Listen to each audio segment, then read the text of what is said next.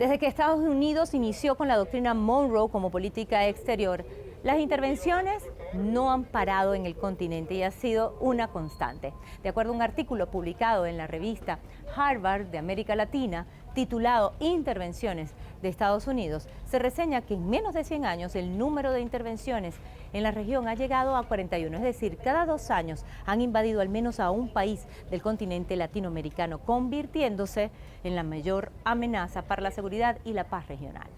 Luego de 200 años de aplicación de esta doctrina, cuya premisa pasó de América para los americanos a América Latina y el Caribe como patio trasero de Estados Unidos, la realidad es la misma. El gobierno estadounidense es reincidente en la violación del derecho internacional y también de los derechos humanos. Escuchen nuevamente, 41 intervenciones estadounidenses en menos de 100 años. Esta cifra evidencia la terrible huella del tío Sam. En la actualidad, Estados Unidos alimenta el conflicto entre Guyana y Venezuela por la Guayana Esequiba, un conflicto que inició el mismísimo régimen estadounidense aliado con el Reino Unido a través del laudo arbitral de París que despojó a Venezuela de su territorio en 1899. Hoy, esta es la excusa perfecta para que el Comando Sur realice ejercicios militares y sobrevuele el cielo caribeño, convirtiendo la región nuevamente en un teatro de operaciones para el intervencionismo. Y como la memoria colectiva a veces es corta o simplemente cegada por las transnacionales mediáticas, vamos a pasearnos por todas estas intervenciones estadounidenses en América Latina y el Caribe. Estados Unidos, el verdadero invasor. Pongamos el punto en la I.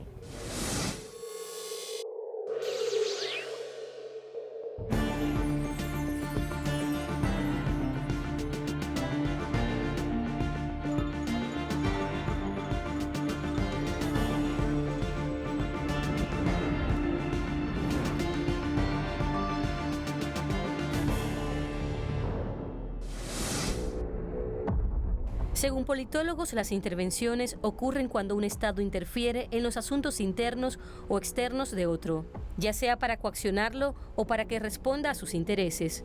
Las intervenciones pueden manifestarse de diferentes formas, pero en América Latina y el Caribe, las más comunes han sido, primero, por medio de la demostración de fuerza, al estacionarse fuerzas terrestres o navales junto a las áreas que son causa de tensión. Segundo, a través de la ocupación militar de un territorio con objeto de proteger intereses o de emprender represalias por daños recibidos. Y tercero, cuando la intervención toma aspecto de presiones económicas para controlar el sistema financiero del otro Estado.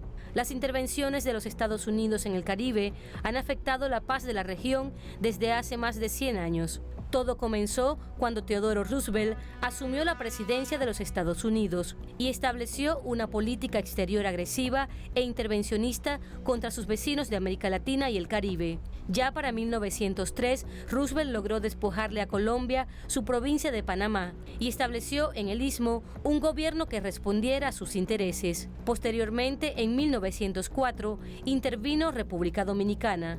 Sin embargo, esta política intervencionista la continuó el presidente republicano William Howard Taft, que para 1909 intervino con sus marines en Nicaragua, bajo el pretexto de derrocar al presidente Zelaya. De igual forma, para 1926 fue nuevamente intervenido este país centroamericano, hasta que fueron expulsadas sus fuerzas militares en 1933 por la valiente resistencia del nicaragüense Augusto Sandino. No obstante, con la administración de Ronald Reagan, a mediados de 1981, los Estados Unidos indujeron una guerra civil en Nicaragua para apoyar a las contraguerrillas financiadas por Washington para debilitar el Frente Sandinista de Liberación Nacional, que había ganado las elecciones y derrocado la dinastía de los Somozas. La dictadura de los Somozas fue un aliado fundamental de Estados Unidos. También la dictadura, que era servil a los intereses de Estados Unidos, fue financiada y también asesorada militarmente para reprimir la lucha por construir un país más justo. Estados Unidos participó abiertamente en la guerra contra el gobierno sandinista de Nicaragua, fomentando, armando y financiando a los famosos Contra, que cometieron además delitos de lesa humanidad, violaciones a los derechos humanos, matanzas de civiles y atentados contra todos los organismos del gobierno. Las tropas estadounidenses están acostumbradas a invadir e intervenir en la política interna de todos los países del mundo. En el caso de América Latina y el Caribe, no hay un país que no haya sido víctima de esa política injerencista de Washington. Este año se cumplieron 40 años de la invasión a Granada.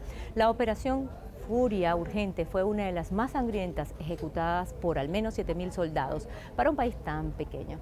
Y como siempre, con el pretexto de proteger a la población, asesinan y matan. La isla de Granada está ubicada en el sureste del Mar Caribe. Fue una excolonia británica que logró su independencia en 1974. 5 años después de haberse independizado, llegó al poder el líder socialista Maurice Bichot, quien trabajó para desarrollar políticas sociales, creando centros educativos y fomentando la alfabetización. Pero además desarrolló infraestructuras en la isla, implantando carreteras, mejorando la red eléctrica e inició la construcción de un aeropuerto. Pero este desarrollo en la sociedad de Granada fue mal visto por los Estados Unidos y los británicos, ya que según la CIA, ese trabajo serviría como base logística de la Unión Soviética y de Cuba.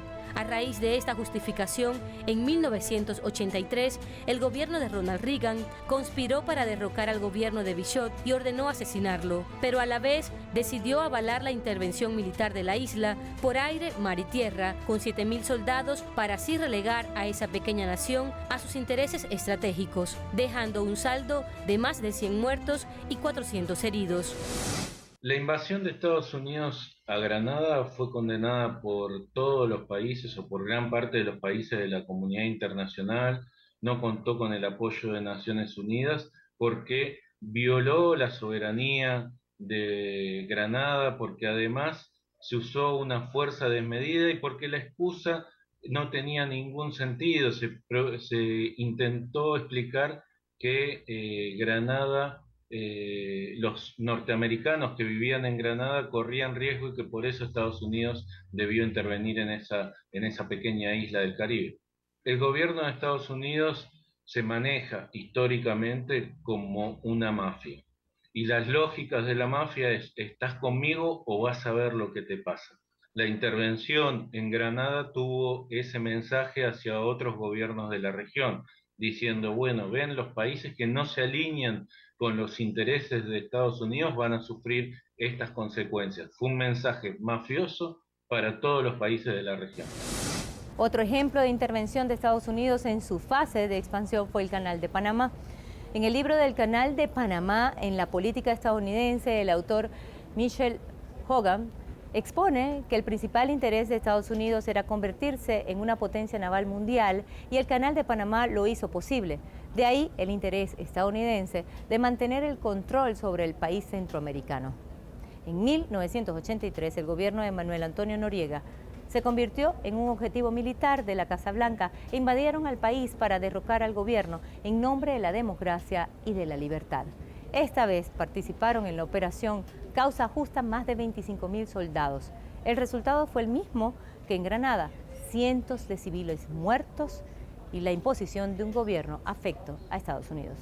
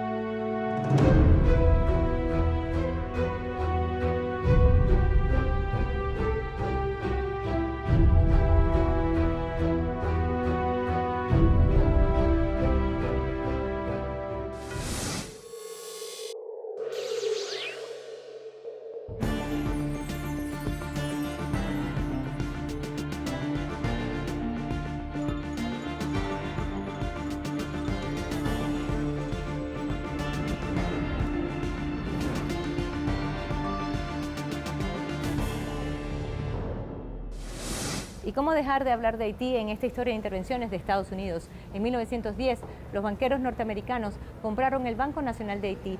Los Estados Unidos asumió el control de la economía de ese país. Pero en 1914, el gobierno norteamericano, animado por la experiencia del control aduanero en República Dominicana, intentó imponer allí las mismas condiciones. El gobierno haitiano se resistió y para 1915 el presidente Wilson ordenó la intervención militar.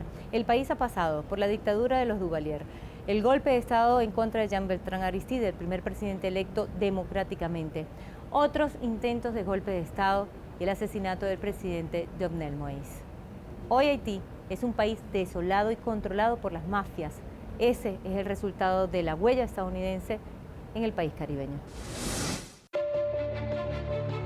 Después que Estados Unidos instaló un presidente a gusto de sus intereses, el gobierno norteamericano impuso en Haití el Tratado de 1915, por el cual se aseguraba el control del país en los mismos términos que había obtenido el de Cuba y República Dominicana. El tratado hizo de Haití un gobierno militar norteamericano. Funcionarios estadounidenses manejaban las finanzas y el pueblo haitiano estaba reducido al más humillante paradigma de miseria. Pero estas acciones intervencionistas en Haití, en pleno siglo XXI, siguen ocurriendo. Al llegar al poder, el primer presidente haitiano, electo democráticamente, Jean Bertrand Aristide, con ideales progresistas y con nuevas relaciones bilaterales con países socialistas como Venezuela y Cuba. Esta alianza fue mal vista por Estados Unidos y auspició un golpe de Estado, interviniendo militarmente la isla caribeña en el año 2004, para así secuestrar al presidente Aristide y expulsarlo hacia la República Centroafricana. Pero la agresión hacia Haití continuó. Las fuerzas militares de la ONU que intervinieron la isla en junio de 2004 bajo el auspicio de una misión de estabilización de las Naciones Unidas denominada MINUSTAH. Esta fuerza militar de la ONU fue comandada por militares brasileros que, en lugar de apoyar al pueblo haitiano, se prolongó llevando epidemias como el cólera y abusando sexualmente de sus habitantes.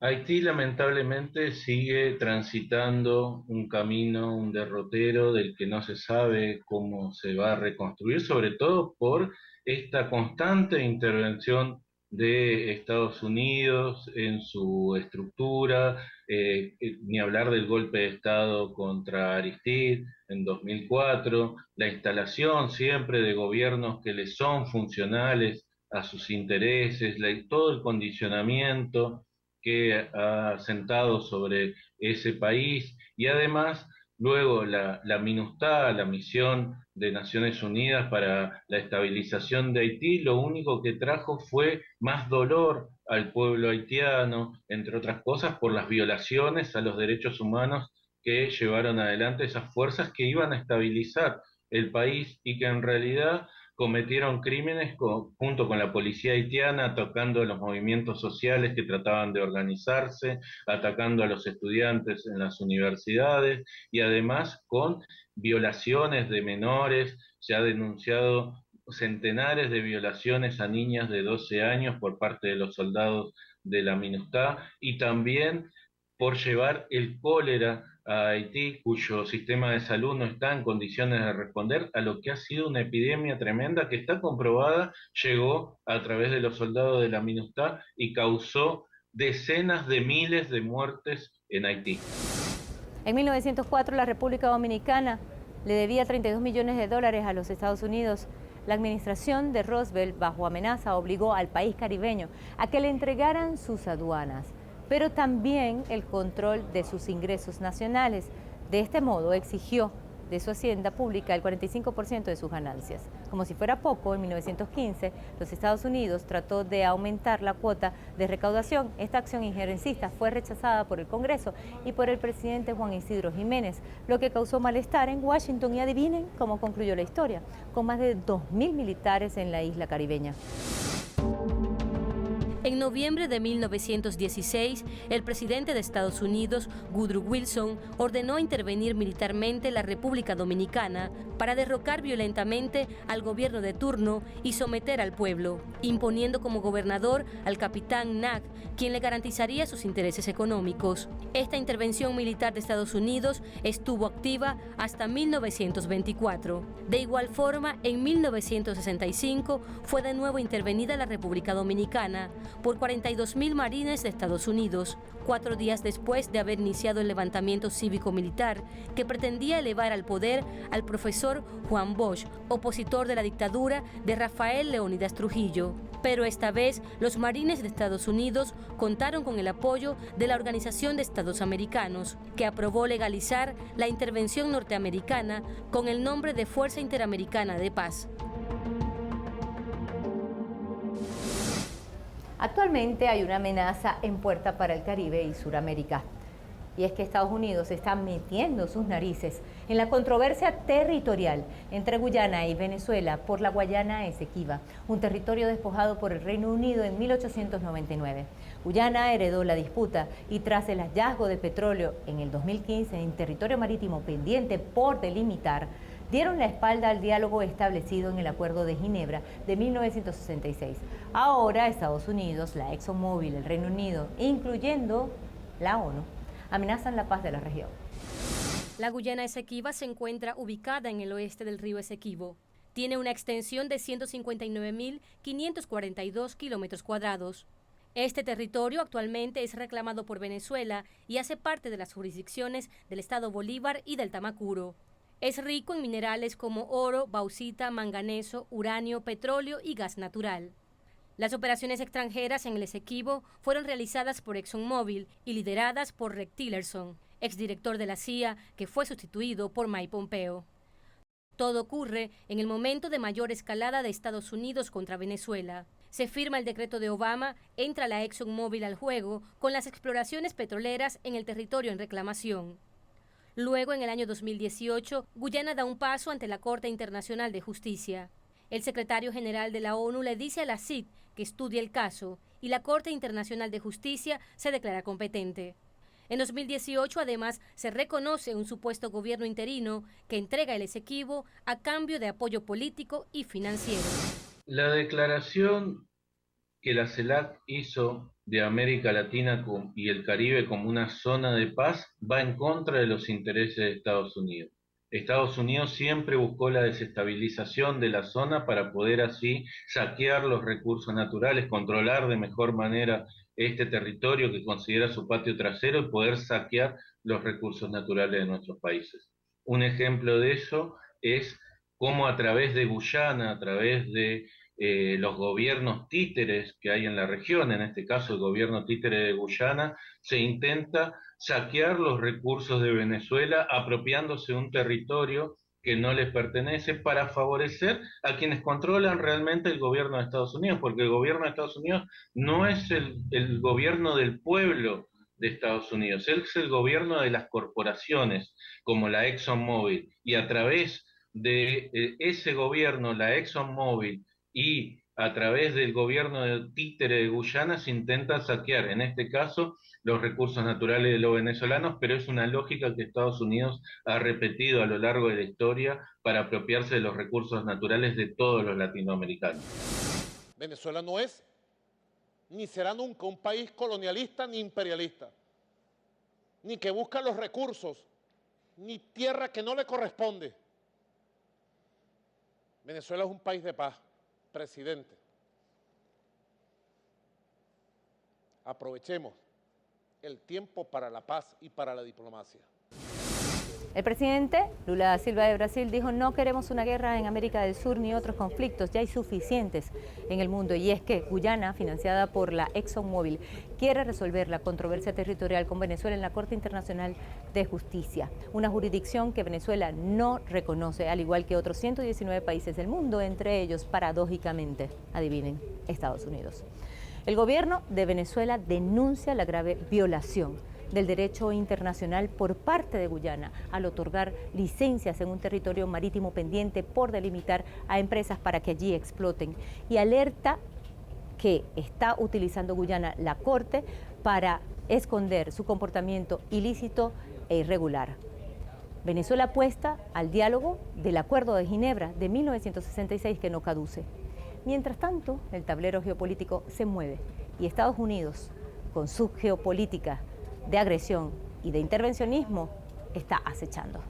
Pusimos el punto en la I.